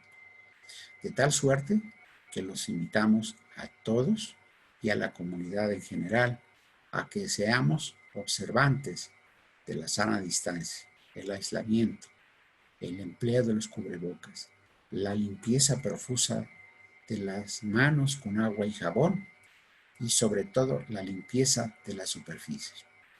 Tenemos que ser enfáticos en la prevención, empleando mascarillas, midiéndonos la temperatura, el distanciamiento social en cualquier actividad, el lavado de manos, así como el empleo del gel. Con esto, espero haber hecho una revisión muy sucinta, pero deseo que sea de utilidad para comprender cuál es el verdadero reto que tenemos ante el COVID-19 en esta pandemia y el cáncer en nuestro país y en el mundo en general. Estaré abierto a sus preguntas, comentarios, observaciones o cuestionamientos de la presentación. Hombre, doctor Ochoa, increíble, muchas felicidades, muchas gracias. Toda su plática documentada con registros, hombre, como siempre, doctor Ochoa. Lo felicito y bueno, hay una serie de felicitaciones que no terminaría en una hora. El doctor León Borges de aquí de Guadalajara, el doctor Guillermo Centeno. No, bueno, doctor, no terminaría. Vamos a ver directamente las preguntas. El Con mucho doctor gusto. Mercado nos dice, ¿algún tipo de cáncer es más factible de ocasionar mayor riesgo de enfermedad grave por coronavirus? Dice, por ejemplo, le llama la atención que se señala que el cáncer más frecuente es el de pulmón y entonces este virus tiene síntomas respiratorios. Entonces, ¿hay algún cáncer que sea más propenso o más complicado con el coronavirus o es cualquier tipo de cáncer de acuerdo al estatus de este? Pero la respuesta está en dos vertientes. Número uno, potencialmente cualquier tipo de cáncer en cualquier localización produce inmunosupresión y potencialmente puede tener mayor susceptibilidad de desarrollar la infección del virus del coronavirus o del COVID-19.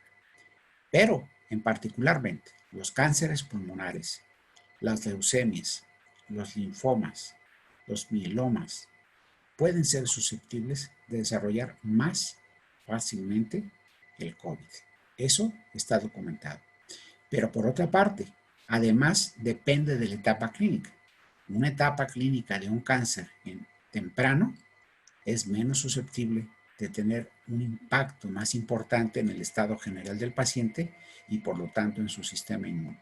De tal suerte que aquí es otro de los aspectos fundamentales y de una invitación de que pensar siempre que un paciente empiece a perder peso, empiece a tener falta de apetito o algún síntoma en particular, deberemos de descartar cáncer, sobre todo si empieza a rebasar la cuarta o quinta década de la vida. Eso es importante que lo tengamos en cuenta. Diagnósticos tempranos para que los pacientes sean menos susceptibles de desarrollar padecimientos. De acuerdo. El doctor Mercado dice, en el caso de cáncer pulmonar y cáncer hetatogénicos, se aumenta en estos casos la expresión de los receptores AC2 y eso hace más susceptible a infección por COVID a estos pacientes. Por supuesto que sí. Sobre todo estos pacientes, insisto, ese es un mecanismo ya muy específico. Sin embargo, no está exento de que esto sea mucho más susceptible de desarrollar. Acuérdense de la teoría de la inflamación. Estos pacientes desarrollan mucha inflamación, mucha producción de citoquinas y por lo tanto también mucha más probabilidad de que los virus se puedan hospedar y por lo tanto producir más alteraciones celulares. Nos comentan también que hay un estudio de los investigadores chinos Wen Jiao y Dai, que fue publicado el 28 de abril en la revista de Cancer Discovery, que establece que los pacientes pueden tener, dice, no establece que cáncer ni mucho menos, pero que pueden tener hasta 3 veces más probabilidades de infección de coronavirus. Por supuesto, este artículo yo lo revisé y de hecho, dos de las diapositivas en donde yo les muestro el índice de complicaciones que hay en los pacientes que reciben en inmunoterapia y cirugía es de este artículo y estoy totalmente de acuerdo en que son mucho más susceptibles de desarrollar este tipo de infección para coronavirus. Doctor, yo le voy a hacer una pregunta y esta es mía. Sé que ante la falta de insumos, digo, no hay ningún hospital público que pueda decir tengo toda la infraestructura, tengo todos los recursos humanos, ni todos los insumos, y en esa situación menos. A raíz de esto, sé que algunos pacientes de cáncer han acudido a demandar juicios de amparo para que se les provea de los insumos, los medicamentos oncológicos. Y los jueces federales han ordenado a los hospitales que se proporcionen a estos pacientes estos insumos, porque viola su derecho humano a la protección a la salud. Sin embargo, si usted habla con un director médico y si usted fuera el director del hospital, dice, Abraham, es que ¿de dónde saco para lo que me están obligando? Porque cobijar aquí sería descobijar allá. ¿Usted qué opina? ¿Usted cuál cree que, digo, no la solución, porque quizá la solución es muy complicada, digo, no está ni siquiera en nuestras manos, pero usted cómo ve esa circunstancia? Es una circunstancia de mucho reto para todo el sistema de salud y en particular para nosotros los colegas, los médicos, que siempre pretendemos hacer lo mejor para los pacientes. En México tenemos al personal médico extraordinariamente capacitado. Está actualizado, con vanguardia, sabe el tipo de fármacos que debe de emplear innovadores, sabe las estrategias terapéuticas, pero para todo esto se requiere un presupuesto y un recurso. Y un programa de salud no puede ser completo si no está fincado en un presupuesto. Todos conocemos los recortes presupuestales bárbaros que se han hecho al sector salud en los últimos tiempos. Y esta es la consecuencia de lo que estamos viviendo. Esto está en la Constitución. Tenemos derecho a la salud. Pero las instancias que deben observar este principio que está plasmado en la Constitución no han hecho lo suficiente.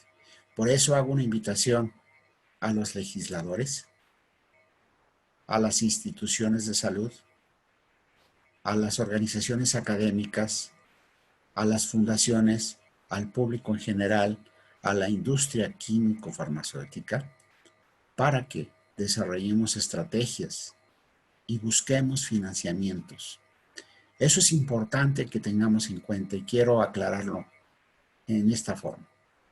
Para que verdaderamente un país pueda lograr el bienestar y el desarrollo óptimo, debe descansar en tres aspectos fundamentales. Uno, la salud. Sin salud no hay nada. Dos, la educación. Tres, la economía. Y a la par de la salud y de la economía, el otro principio básico es la investigación. Le voy a poner un ejemplo.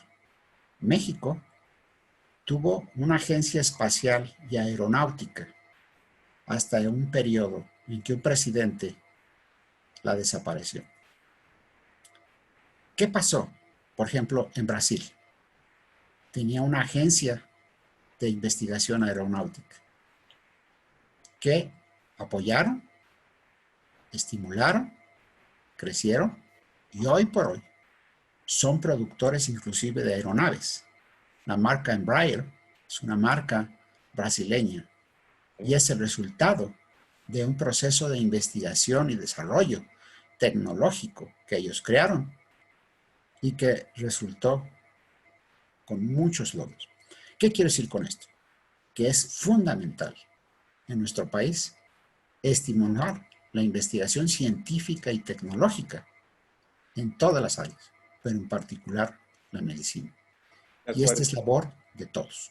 De acuerdo, doctor. Fíjese que también me encuentro con el caso de pacientes oncológicos que les programan su cirugía a un largo periodo de tiempo y entonces igual promueven un amparo para que de conformidad a la protección del derecho a la salud se las den prácticamente de inmediato y sí lo hacen, pero no resuelven el problema. El tema es de que lo que hacen es de que sacan a uno para meter a que promovió el amparo. O sea, como le reitero, cobijan a uno para escoger a otro y entonces no se resuelve el problema. Y como usted comenta, creo que el tema es mayúsculo y habría que iniciar con el Congreso de la Unión, que tiene el tema presupuestal, Secretaría de Salud en general. Hay más preguntas. El doctor Marco Antonio dice, los esteroides fueron controversiales al principio en el tratamiento del COVID, ahora están justificados.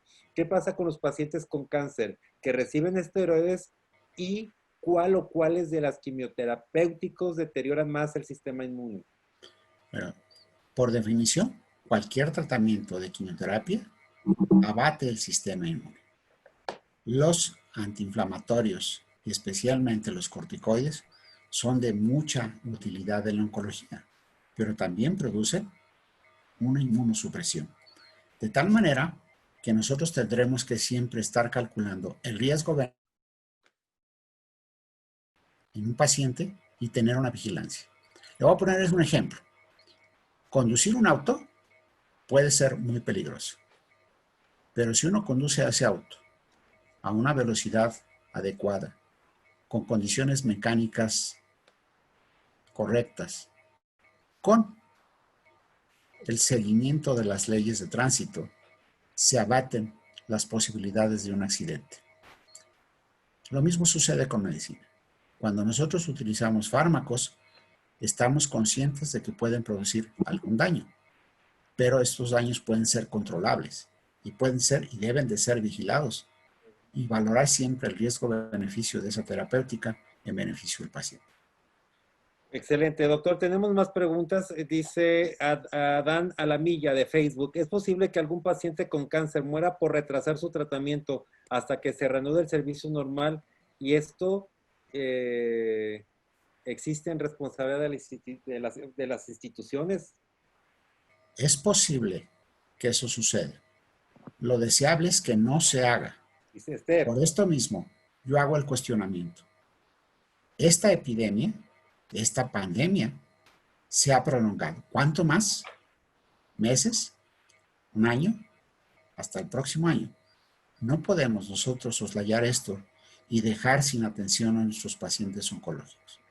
Los pacientes oncológicos requieren de un diagnóstico oportuno, un tratamiento eficiente, suficiente y vigente, de tal manera que las instituciones, no sé cómo debamos hacerlo, pero deberán garantizar la atención a estos pacientes. Deberemos de reflexionar mucho sobre cómo poder cambiar nuestro sistema de salud, que está multifragmentado, devastado, desequilibrado. Tenemos que ver cuáles son las verdaderas prioridades de salud pública y buscar estrategias para atenderlas como se merecen. Muchos Doctor, mexicanos pueden salvarse de morir por cáncer si son tratados en forma adecuada y oportuna. de acuerdo. Doctor, nos preguntan también pacientes, dice, ¿qué pasa?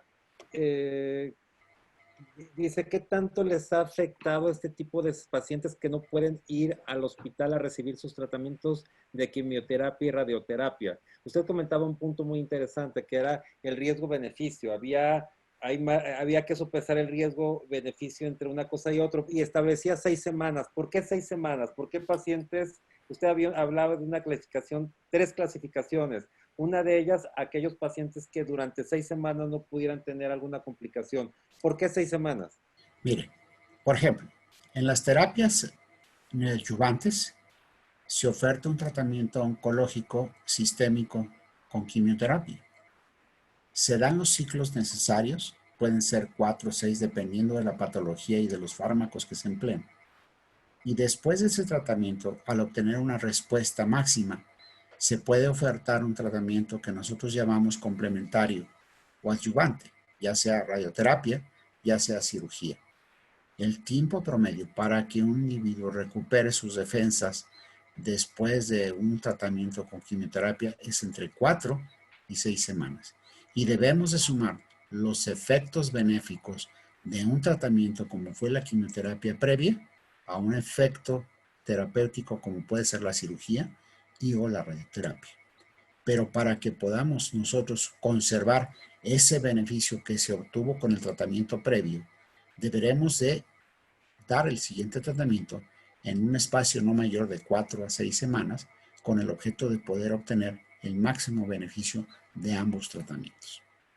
De acuerdo, dice, cuando se va a intervenir un paciente, o sea, hospitalizarlo, ¿sería conveniente hacerles una prueba para detectar COVID-19 para evitar, por un lado, que se infecte el personal de salud y por otro, que el paciente culpe a la institución y demande legalmente?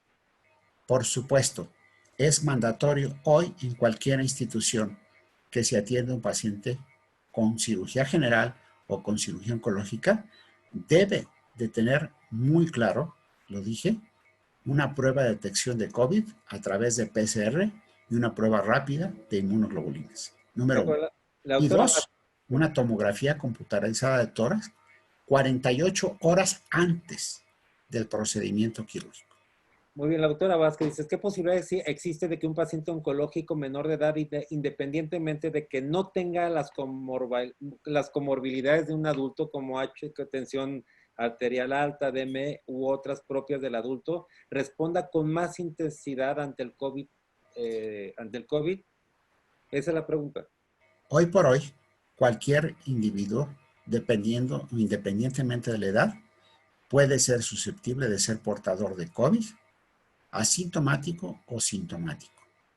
Y un paciente pediátrico puede tener COVID, puede tener un cáncer y puede sufrir las complicaciones del COVID e inclusive llegar a fallecer. De Es acuerdo. importante que documentemos que ese paciente pediátrico no sea un portador de COVID-19.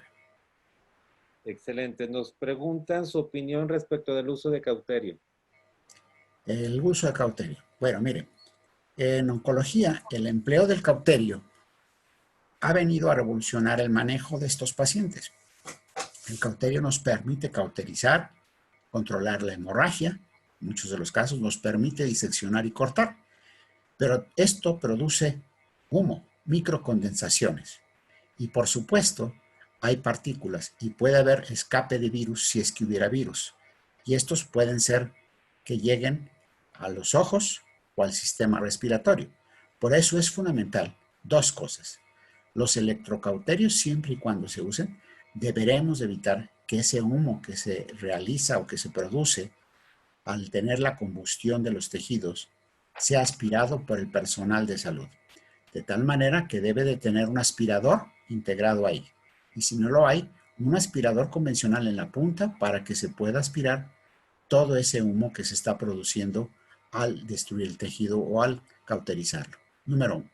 Y número dos, hay evacuadores de aire específicamente para los procesos como son la laparoscopia, en el cual se emplea mucho el cauterio y poder nosotros sacar esos gases dentro del interior del individuo a una trampa que nosotros le llamamos un depósito de gases con el objeto de que no contaminen el aire. Además de las medidas de protección de barrera que debe de tener todo cirujano y su equipo quirúrgico.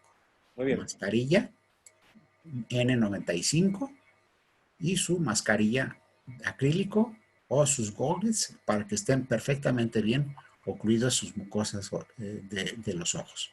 Muy bien. La doctora Lina Portillo nos hace una pregunta que estoy seguro que dependerá de cada caso. Es un caso muy particular que no se tienen suficientes datos, pero tendría que hacerla. Lo felicita y dice, en caso de un joven a 2 días de cirugía de adenocarcinoma testicular germinal encapsulado sin compromiso vascular, ¿a qué tiempo se le debería de dar quimioterapia? Tomando en cuenta que en la pandemia, no en un lugar, no en un tiempo normal. Un paciente que tiene un carcinoma de testículo, que has diagnosticado y que has intervenido, hay que recordar que los tumores germinales no seminomatosos son tumores que se duplican rápidamente y hay que evitar que haya enfermedad metastásica. En cuanto tenga el proceso de cicatrización 7 a 10 días a más tardar, hay que empezar tratamiento sistémico con quimioterapia independientemente de COVID o no.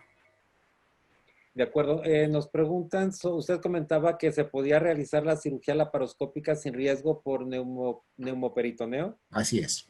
Y nos pregunta el doctor Carlos Domínguez, ¿cuál sería, dónde puede encontrar el sustento para poder justificarlo?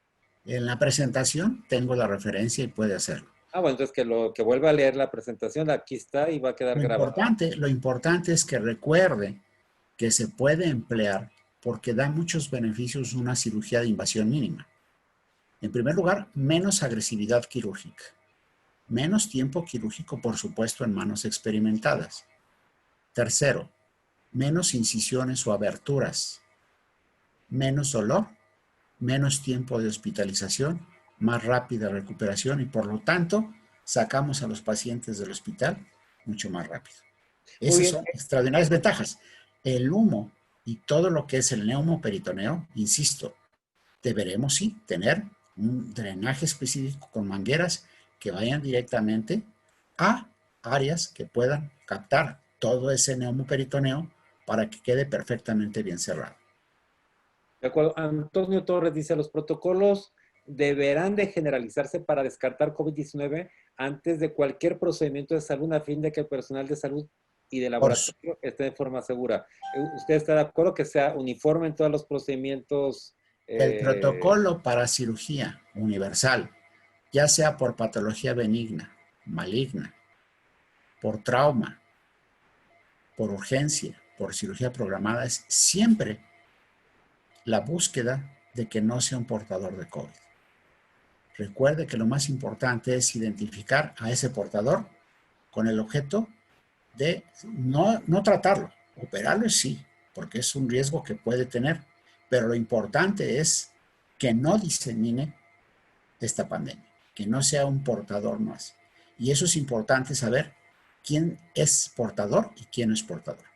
José Ochoa nos dice que este protocolo ya debería de estar en todos los hospitales, pero que no lo ven todos los hospitales. Bueno, Bueno, muchas pues gracias. esa es parte de nuestra responsabilidad en esta presentación, el tratar de contribuir con información a concientizar a todos los colegas, a todas las instituciones, todos los hospitales, para que mejoremos nuestras prácticas clínicas día a día y en particular en este tipo de padecimiento asociado al COVID y Muy a bien. la cirugía. Marta Susana Vázquez nos dice el cáncer que no recibe, cualquier día habla de páncreas, pero yo le digo cualquier cáncer que no recibe quimios ni radiaciones es más propenso a recibir tratamiento el COVID-19 o menos. Menos ¿No? porque no recibe quimioterapias o radioterapias. ¿Cuál es su opinión? ¿O más o igual? El tratamiento del cáncer, cuando es solamente con cirugía, no se requiere, cuando no se requiere quimioterapia o radioterapia, es bastante bueno porque el paciente va a estar menos inmunodeprimido y por menos tiempo. Ok. Por lo tanto, puede tener un mejor pronóstico, pero eso no lo exime de que tenga riesgo de desarrollar COVID, ni tampoco le exime de que si le da COVID, este puede ser agresivo, porque hay otras características que puede tener ese paciente de cáncer de páncreas que pueda ser susceptible a que sea más fácil de tener un cáncer, de tener un COVID. Muy bien. El doctor Ricardo Alejandro Pacheco dice, excelente ponencia, le dio justamente a clavo la salud en su caso, medicina, educación, ciencia, economía son algunos principales y valores fundamentales. Bueno, pues mucha gente le da la razón. Dice, por aquí tenemos una pregunta de María Elizabeth Soto. Dice que ella es ginecóloga y toma muestras de citología para cuando tienen sospecha de cáncer cérvico-uterino. ¿Existe ahí en esa toma de muestras la posibilidad de contagiarse? ¿Puede existir ahí un medio de contagio de COVID-19 para el profesional de la salud? No. Mientras se tomen papanicolausos y biopsias, no. Sin embargo, muchos de los procedimientos se utiliza el electrocauterio o hay un procedimiento que se llama econización y esta puede ser por rayo láser o puede ser con el mismo electrocauterio y esto produce humo y condensación y esto sí es peligroso. Es importante que la doctora utilice su equipo de protección ocular, su mascarilla facial, cubrirse su cuerpo porque trabaja en una cavidad y un extractor de humo permanentemente de cualquier condensación al electrocauterizar el tejido. Si hay riesgo mientras haya humo, mientras haya producto de combustión. Y eso es importante que nosotros lo tengamos en cuenta. Por eso es importante la aspiración permanente en el sitio, in situ, de Muy ese bien. humo donde se produce. Muy bien. Baloy Zavala dice, estoy de acuerdo con, con el doctor Ochoa en cuanto a la terapéutica actual de pacientes oncológicos. Dice, sin embargo, faltan médicos oncólogos. Dice, ella está en el Hospital Vicente Guerrero en Acapulco. Dice, hay solamente 3 oncólogos para toda la población, 3 oncólogos institucionales. Carlos Domínguez, ¿se puede utilizar el aspirador convencional sin riesgo debido a la producción de aerosoles? Sí, si no se existe con el aspirador integrado, el aspirador que utilizamos para la aspiración de secreciones en la cirugía debe de emplearse pegado a la punta del cauterio con el objeto de que aspire inmediatamente el humo que se genera. No es la mejor forma, pero es una buena forma de poder abatir con mucho la producción de esa nebulización que hace el tejido que se llega a fragmentar. El doctor Marco Antonio nos comenta, dice en cardiología, tuvimos al doctor Merino, director del 20 de noviembre, con el tema de cardio, y dice, ya revisamos el protocolo para los pacientes con infarto agudo y los procedimientos que debemos hacer, y prácticamente todos los puntos de dicho protocolo son afines con los que acaba de comentar el doctor Ochoa, o sea, es para todas las cirugías, ¿no? Por supuesto, aquí no hay cirugías ni mayores ni menores. Todo paciente que es llevado a una cirugía, y especialmente en aquellos pacientes que son llevados a anestesia o a sedación en que se maneja la vía aérea, tenemos que ser mucho más cuidadosos porque puede ser un candidato para la transmisión del COVID-19.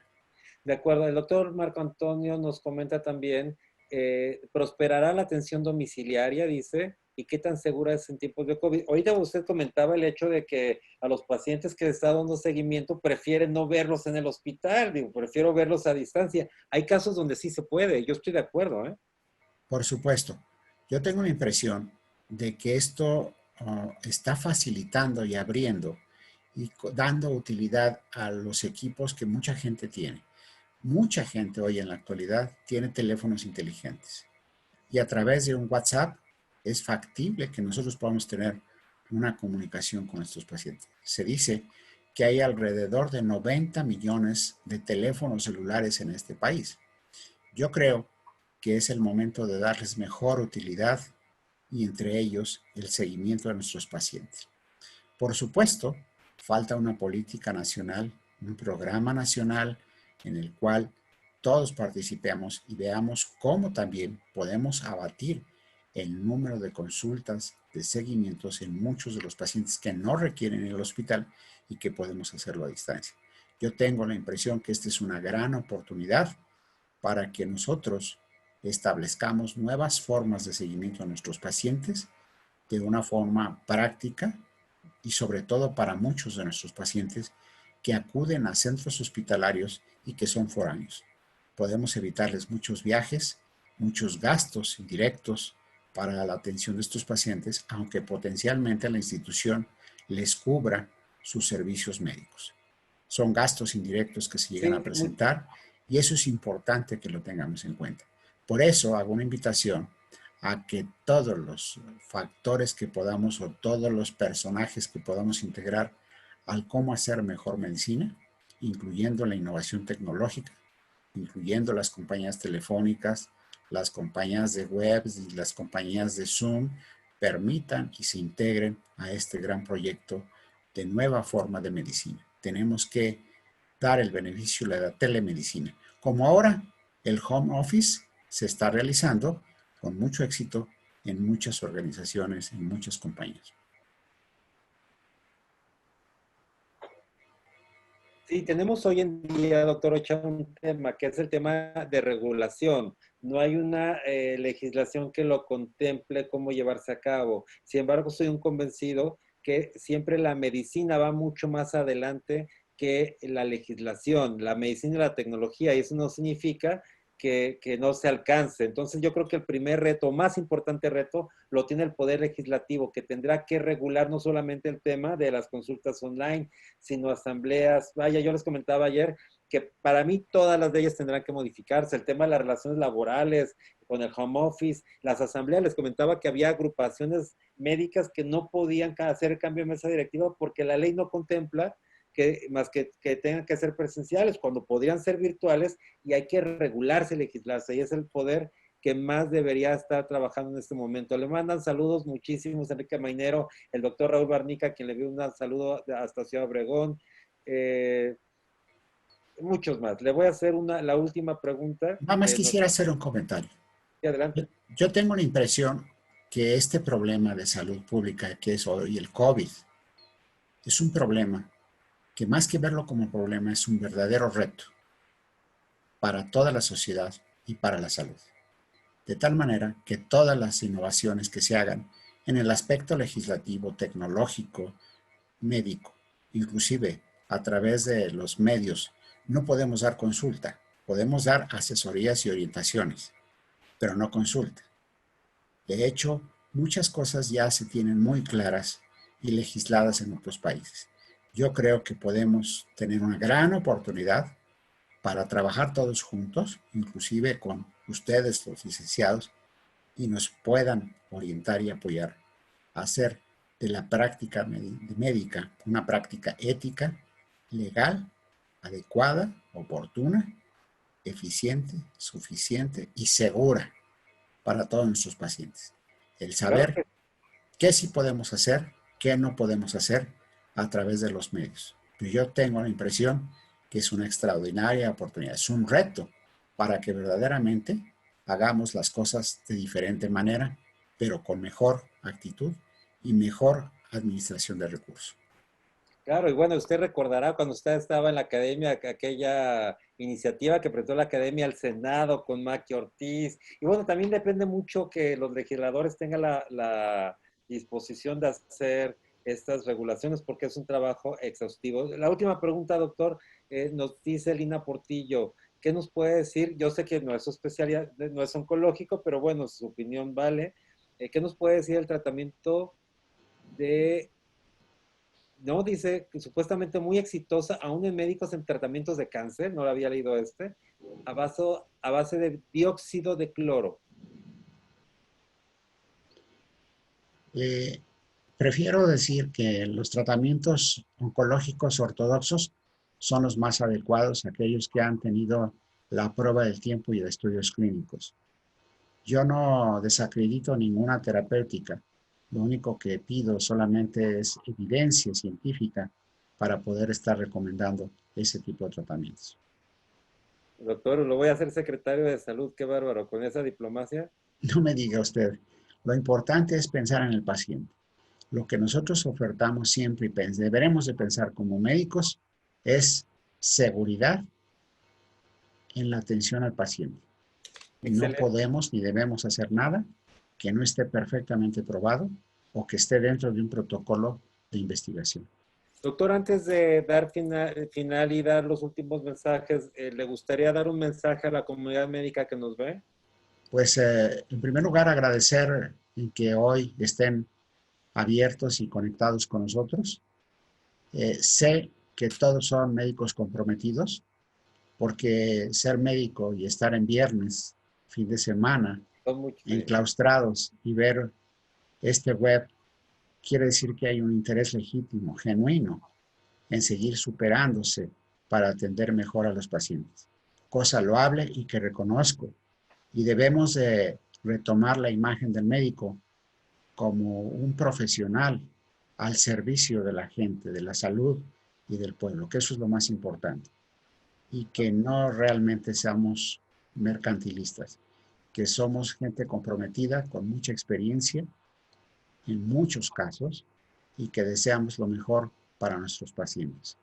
Y que en esta noche me da mucho gusto el poder compartir con ustedes algo de lo que es un tema de mucha vigencia, congruencia y oportunidad, y espero que verdaderamente sea un estímulo, no para enseñarlo, sino sea un estímulo para que cada uno de nosotros sigamos aprendiendo sobre estos temas y podamos dar la mejor medicina a nuestros pacientes.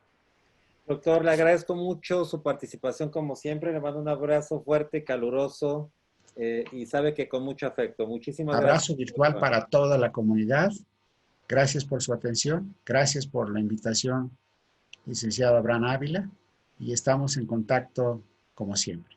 Un Yo placer. quiero comentarles que además el doctor Ochoa y todos los profesores que nos han aportado conocimientos lo hacen de manera completamente altruista, lo hacen sin ningún compromiso de ninguna naturaleza más que aportar su granito de arena a esta grandiosa comunidad médica para sacar este país y los países que nos ven de forma sacarlos adelante. Esta conferencia está grabada y está disponible en Facebook de Yo Soy Médico 17, en el Facebook de Medical Legal Center y también en el YouTube de Medical Legal Center. Les recuerdo nuestro programa de la próxima semana. Tenemos el lunes a Marta Barroso. Ella es directora de People and Culture de Latinoamérica de Manpower Group, la compañía más importante de recursos humanos, y nos hablará precisamente de las nuevas habilidades, como comentaba el doctor Ochoa, que debe tener ahora después de la pandemia, incluso los profesionales de la salud. El día martes tendremos al arquitecto Alberto Cohen, es un experto en tema inmobiliario y su tema es momento de invertir en el mercado inmobiliario. Esto a raíz de que cuando tuvimos a Carlos Escobar, que era el director de crédito de Bank of America y asesor financiero, y también al experto directivo de PricewaterhouseCoopers, nos comentaban que hubo muchas preguntas de los médicos de invertir en el sector inmobiliario. Bueno, pues trajimos al experto en el tema. El miércoles tenemos super plática. Jesús Martínez Sotomayor fue ex CEO de AT&T, profesor invitado del IPADE, del TEC de Monterrey. Bueno, una personalidad. Él nos dará la plática de liderazgo ante el cambio. Hoy platicaba con él y me comentaba que el liderazgo tiene que venir de los profesionales de la salud, entonces no se la pierda esta plática. El jueves, Alejandro Pacheco, implicaciones jurídicas en la atención médica en la emergencia sanitaria, él es subcomisionado jurídico de una comisión de arbitraje médico, y terminamos el viernes muy relajados, es la primera vez que tenemos un viernes relajado, con Somos lo que comemos, comemos lo que somos, con Antonio Nardelli. Él es el propietario del restaurante Hostería 707 y Hostería de Tony, un chef italiano de reconocido prestigio internacional. Doctor Ochoa, les agradezco mucho a todos su participación, a todos quienes se conectaron hoy viernes. El doctor Ochoa no me creía que se conectaban tantos en viernes. Bueno, pues aquí está la prueba y nos vemos el próximo lunes, como siempre, a las 8 de la noche. Muchas gracias de todo corazón. Seguimos con la semana 13. Muchas gracias. Abrazo virtual. Gracias. Gracias a todos. Bonito fin de semana.